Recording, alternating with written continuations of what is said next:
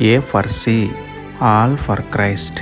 వారు ఆలకించి ఆయనను సేవించిన ఎడల తమ దినములను క్షేమముగాను తమ సంవత్సరములను సుఖముగాను వెళ్ళబుచ్చెదరు. యోబు 36:11. ప్రార్థన.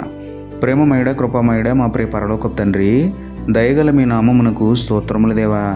అయ్యా, మీ మాటలు ఆలకించి అంతం వరకు మీకు ఇష్టలుగా జీవించేలా మమ్మల్ని మార్చండి తండ్రి. దురాశలు, దుర్నీతిని విడిచిపెట్టి శుద్ధ మనస్సుతో మిమ్మల్ని సేవించే పరిపూర్ణమైన మార్పు మాలో పుట్టించండి తండ్రి. లోకంలో పడిపోయాము కాబట్టి మా జీవితంలో సుఖము లేదు, మా మనసులో నెమ్మది లేదు ప్రభువా.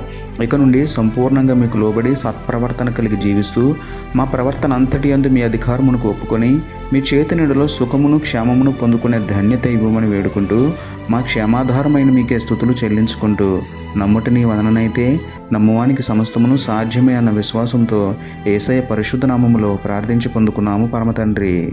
ఆమెన్.